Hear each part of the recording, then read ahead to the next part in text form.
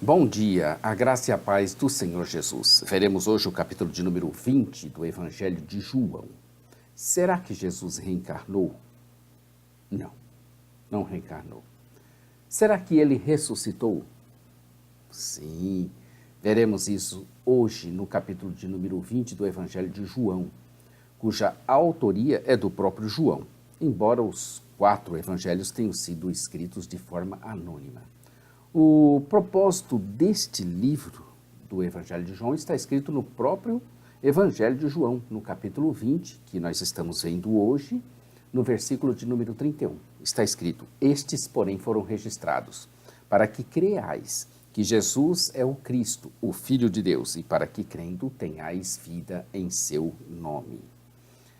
Muitas características a gente vê nesse livro, entre elas os contrastes que são muito fortes. Por exemplo, luz e treva, amor e ódio, de baixo e de cima, vida e morte, verdade e mentira. Eu sou o pastor Daniel Deusdete, da Igreja Os Semeadores. Inscreva-se aí no nosso canal, clica no sininho para você fazer o acompanhamento diário de nossos vídeos. Todos os dias temos um vídeo novo da Palavra de Deus, de todos os capítulos da Bíblia. Testemunhar de Jesus é o tema central deste evangelho. Tanto por parte de um homem especial como foi João Batista, ou do Pai Celestial, do Espírito Santo e de seus discípulos e fiéis em toda a parte do mundo. Nós estamos vendo o capítulo de número 20, na 4ª parte da nossa divisão proposta. Como é que teremos vida no nome de Jesus? A resposta é do próprio texto, crendo em Jesus. Então, como é que você tem vida no nome de Jesus? A resposta está no próprio texto, crendo nesse nome, no nome de Jesus. Foi no primeiro dia da semana, no domingo, que Jesus Cristo ressuscitou dos mortos. Portanto, ele está vivo e cumprirá o que disse que voltaria. Estamos aguardando a sua volta. A morte não pôde com o Senhor da vida e teve de recuar pela primeira vez, e ceder seu reino e lugar ao Senhor que ali estava por obra do Pai e para nossa salvação. Foi um dia histórico, um dia registrado em nossa história, testemunhado pelos homens que fazem a história. Assim também, hoje estamos aguardando um dia na história, um outro domingo em que Jesus voltará para cumprir a sua palavra que disse que voltaria para cá novamente. Ao terceiro dia ressuscitou. O momento da ressuscitação não foi testemunhado por homem algum, mas ele levantou homens e mulheres aos quais lhes apareceu para serem suas testemunhas de que, de fato, ressuscitou dos mortos. Maria Madalena foi uma delas. João 20 narra em detalhes esse momento. Vejamos então com mais detalhes. Estamos na parte 4, que é o ministério alcança o clímax. Começou no capítulo 18 e termina aqui no capítulo de número 20. Estamos em continuação na parte 4. Como já dissemos, a morte e a ressurreição de Jesus foram acontecimentos extraordinários e comprovam que ele é o Messias e o Filho de Deus. Dos versos 1 ao último do capítulo 20, veremos esse ministério alcançando assim o seu clímax. Os 4 evangelhos relatam os principais acontecimentos da prisão, do julgamento, da crucificação e da ressurreição de Jesus. Essa 4ª parte foi dividida também em algumas sessões. Nós estamos vendo a última delas, que é a ressurreição e o aparecimento de Jesus, que é dos versos 1 ao 31 deste capítulo. A ressurreição e as manifestações de Jesus. Depois de registrar a descoberta do túmulo vazio, versos 1 ao 9, João relata o aparecimento de Jesus a Maria Madalena, dos versos 10 ao 18, e também aos discípulos, dos versos 19 a 23, e a Tomé, versos 24 a 31. Os 4 evangelhos apresentam relatos de aparecimentos após a ressurreição que se complementam e que, combinados com Atos 1, de 3 a 8, 1 Coríntios 15, de 5 a 8, indicam 13 manifestações, 13. 7 em Jerusalém ou arredores, vai somando e contando. 4 na Galileia, uma no Monte das Oliveiras e uma na estrada de Damasco. Mas foram 7 ali nas regiões de Jerusalém. O túmulo vazio. João descreve claramente a ressurreição de Jesus como um acontecimento histórico e físico. Assim como os outros escritores do Novo Testamento, João acreditava que a ressurreição de Jesus era essencial para a salvação. Essa expressão do verso 1 de que ainda era muito escuro não é necessariamente conflitante com Marcos 16:2, ao despontar do sol.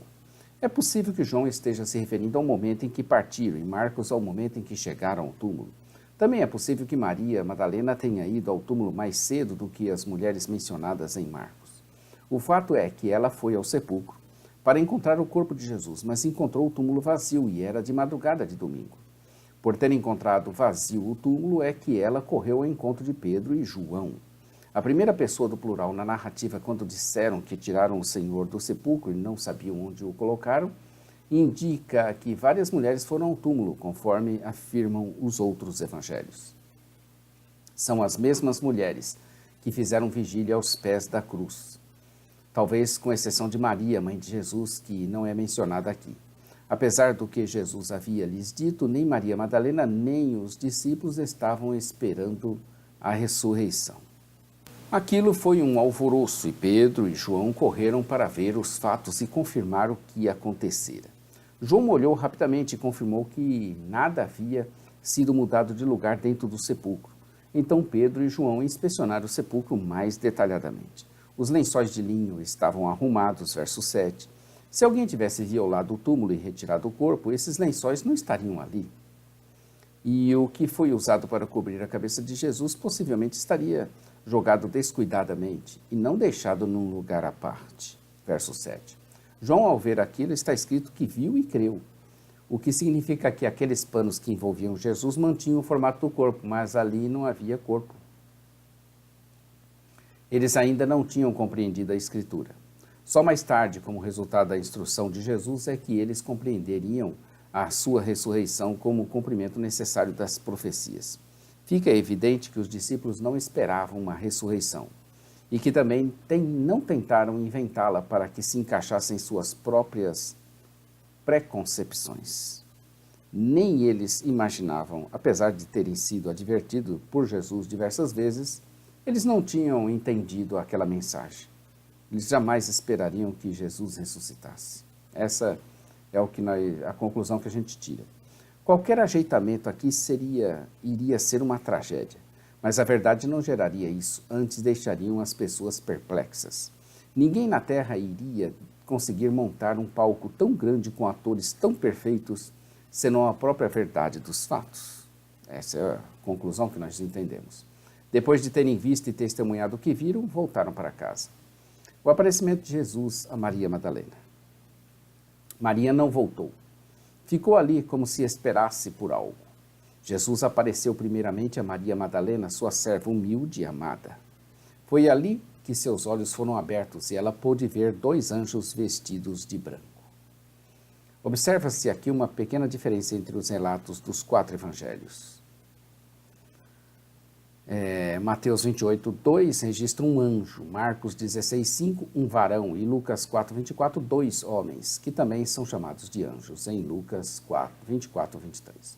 Não existe necessariamente contradição, uma vez que os anjos devem ter aparecido em forma humana, e que um deles foi destacado, talvez por ter sido aquele que falou. O que Maria viu também difere ligeiramente do que as outras mulheres testemunharam, uma vez que ela ficou sozinha no túmulo depois que Pedro e João partiram. Os anjos conversaram com ela e perguntaram por que ela estava chorando e ela responde que o seu Senhor tinha sido levado dali. Foi nesse momento que ela se virou e viu ali também a Jesus, porém não o reconheceu. Mateus diz que Jesus já havia aparecido uma vez ao grupo de mulheres que estavam a caminho de Jerusalém para avisar aos discípulos sobre o túmulo vazio. Os discípulos não creram nas mulheres, e ao que parece a própria Maria quase não acreditou. Em algumas ocasiões, depois da sua ressurreição, Jesus não foi reconhecido de imediato. É possível que algumas pessoas não o tenham reconhecido devido ao ceticismo e à dor da perda, ao passo que as outras foram sobrenaturalmente impedidas de reconhecê-lo. Além disso, havia tanto tanto semelhanças quanto diferenças entre o corpo natural e o corpo ressurreto de Jesus, porém outros diferentes. E é possível que sua aparência tenha passado por uma mudança qualitativa. Como os anjos, Jesus também pergunta por que ela estaria chorando e o que ela estaria procurando. Ela pensava que aquele que falava com ela fosse o jardineiro e ela então apela para ele, para que, se soubesse, logo falasse onde estaria o corpo de Jesus. Ao que Jesus lhe disse, Maria. Foi aí que ela reconheceu e o chamou de Rabone. Rabone significa mestre. A voz de Jesus chamando Maria revelou claramente a sua identidade. Essa forma de tratamento enfatiza o termo Rabi, meu mestre, e era usada em oração para dirigir-se também a Deus. No entanto, uma vez que João fornece a tradução mestre, é pouco provável que tenha sido usada para se referir à divindade de Jesus, nesse caso. Ela ficou muito feliz e quis demonstrar isso ao seu Senhor, porém ele advertiu que não o retivesse ali. Mateus 28, 9 registra que as mulheres abraçaram os pés de Jesus e posteriormente Tomé o tocou, verso 27, indicando que não era impróprio tocar no corpo ressurreto de Cristo. O comentário feito a Maria lembrou-a de que ela não havia meramente se recuperado, mas sim verdadeiramente, que ele, não havia se recuperado, mas sim verdadeiramente ressuscitado. Para ficar mais claro, vamos repetir. O comentário feito a Maria lembrou-a de que ele não havia meramente se recuperado, mas sim verdadeiramente ressuscitado. Ela não devia detê-lo, como se fosse um ser terreno que havia se recuperado de uma enfermidade. Antes, devia reconhecê-lo como aquele cuja ressurreição era o início de sua ascensão aos céus. Por isso ela foi impedida de demonstrar a familiaridade afetuosa que havia demonstrado antes da sua morte. No entanto, recebeu uma ordem do Senhor, Jesus, para ir e anunciar aos seus irmãos que ele tinha ressuscitado. Sem dúvida, uma referência aos seus discípulos. A mesma expressão é usada também em Mateus 28, 10. É só você conferir. Seria para ela, dizer a eles que estaria voltando para o seu Pai, que ele estaria voltando para o seu Pai e vosso Pai, para o seu Deus e vosso Deus. Jesus articulou uma distinção entre a sua condição única de filho e a condição de filhos redimidos e adotados dos discípulos. Do mesmo modo, sua relação com o Pai é diferente da relação com seres humanos redimidos. O aparecimento de Jesus aos discípulos. Maria Madalena obedeceu ao Senhor e anunciou aos discípulos. Ao cair da tarde daquele dia, do primeiro dia da semana, estando os discípulos com portas fechadas, porque tinham medo dos judeus, Jesus entrou e se colocou no meio deles com portas fechadas. É provável que o grupo incluísse também outros, além dos 10 apóstolos, os 11 menos Judas Iscariotes e Tomé, Veja Atos 1,14, onde está registrado que as mulheres, Maria, a mãe de Jesus, seus irmãos e provavelmente outros, Barsabás e Matias, Atos 1, 23, estavam reunidos também ali no cenáculo depois da ascensão de Jesus. O relato dizendo que as portas estavam fechadas dá a impressão de que Cristo ressurreto podia atravessar portas fechadas, paredes. Veja também o verso 26. E não que ele as destrancou sobrenaturalmente, como está em Atos 2,10. Esse fato é relevante para as discussões acerca da natureza do corpo ressurreto, conforme 1 Coríntios 15, de 35 a 49. A primeira ministração a eles, quando surgiu no meio deles, do nada foi que a paz estivesse com eles. Uma saudação comum, repetida no verso 21, e muito bem recebida, uma vez que talvez esperassem uma repreensão pela covardia de terem abandonado Jesus no momento da sua prisão. Ele disse isso e logo lhes mostrou as suas marcas e feridas da crucificação das mãos e seu lado. As marcas deixadas pelas feridas da crucificação, conforme verso 25, que identificavam Jesus e confirmavam que ele não era um fantasma. Ele novamente lhes ministra, e dessa vez ele ministra a eles novamente a paz. E ato contínuo os envia, como o Pai o enviou. Assim como o Pai me enviou, eu também vos envio. Essa é uma síntese da comissão dada por Jesus aos discípulos. Jesus é o exemplo supremo de evangelismo e missões. Mateus 28, de 18 a 20, Lucas 24, de 44 a 53, apresentam essa comissão em mais detalhes. Em seguida, ele sopra neles, dizendo para receberem o Espírito Santo. Recebei o Espírito Santo. Não se trata de uma referência ao poder para o ministério que foi outorgado no Pentecoste, mas sim à ordenação formal dos 11 discípulos para o apostolado. Quanto ao contexto veterotestamentário do papel do Espírito Santo e ordenanças oficiais, confira aí Salmo 51, verso 11. Ele explica com mais detalhes que, se de alguns perdoarem os pecados, eles estariam perdoados. Palavras semelhantes às de Mateus 16, 19 e 18, 18. Como fundamento da igreja, Efésios 2:20, os apóstolos deram início ao processo, continuado pela igreja, 1 Coríntios 5:4, de declarar em nome de Deus a retenção e o perdão de pecados. Isso ocorre em relação à pregação do Evangelho e à operação da disciplina eclesiástica. O aparecimento de Jesus a Tomé. João inclui o aparecimento de Jesus a Tomé para tratar da questão da dúvida entre os discípulos de Jesus. Da primeira vez, Tomé não estava presente, quando o Senhor apareceu a todos naquela manhã do domingo, o domingo que é a festa das primícias, que coincide também com a festa judaica, com a ressurreição de Cristo. O primeiro molho era apresentado ao sacerdote, indicando que toda a colheita estaria provada, se ele aprovasse. Então Jesus é esse primeiro molho, indicando que nós somos a colheita dele. E se o primeiro molho foi aprovado, que são as primícias, nós também seremos aprovados. Então Jesus apareceu a primeira vez no domingo para os seus discípulos, na festa das primícias.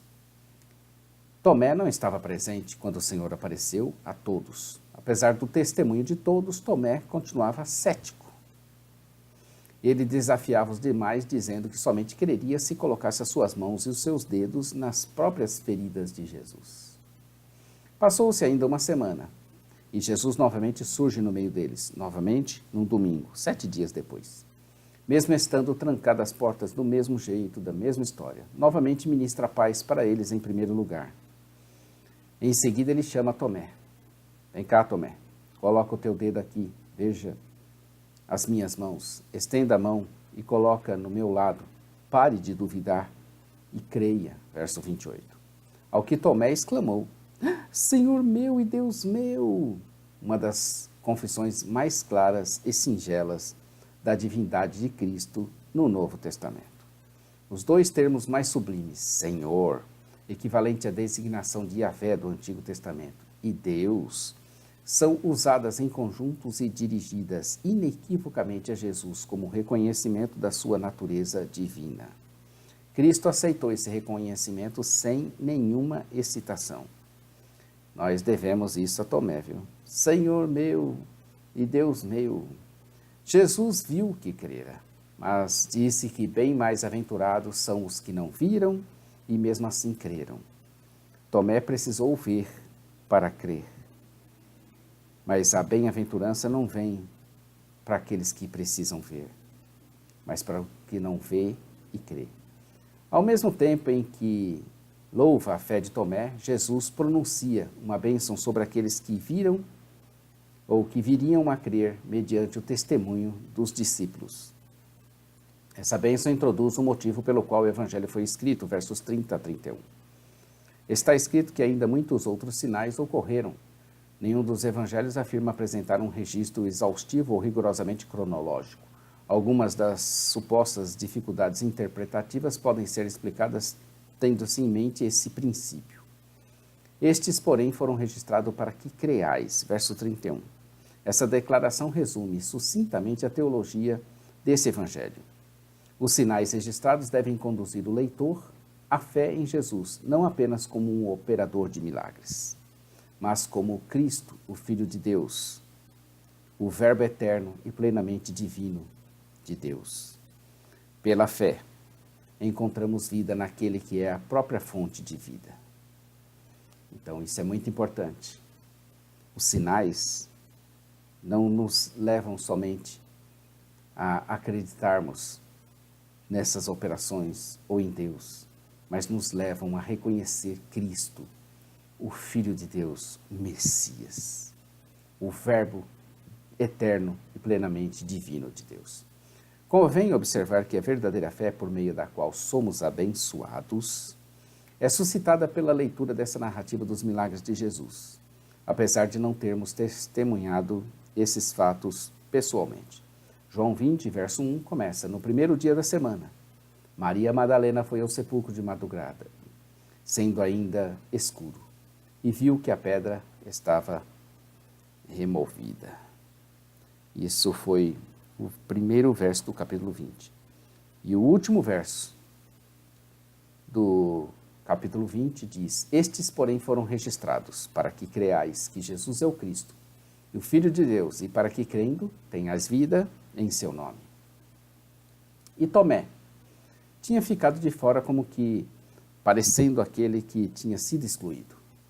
Mas ele era tendo a oportunidade de ser bem-aventurado e desperdiçou por causa da dúvida ou da incredulidade. Como iremos nós termos vida em seu nome? O próprio texto responde: crendo nele. Amanhã estaremos aqui com o capítulo de número 21, já encerrando o Evangelho de João. Jesus preparando uma refeição para os seus discípulos. Que delícia, hein? Essa refeição. Amanhã, então, Jesus ressuscitado, os discípulos já em festa, em alegria com o Senhor, já preparando a igreja, e Jesus aqui preparando uma refeição para eles, antes da sua ascensão. Amanhã, capítulo 21. Inscreva-se no nosso canal, clica aí no sininho à sua esquerda para você acompanhar. É diariamente, todos os dias, um dia após o outro, sem faltar, graças a Deus, todos os dias uma palavra de Deus. A parte escrita, jamaisdesista.com.br, a loja virtual semeadores.com.br, nosso programa de rádio, radio.osemeadores.com. A todos um bom dia, fiquem com Deus e, como dissemos sempre, Maranata, ora, ora, vem, Senhor Jesus. Deus te abençoe, querido.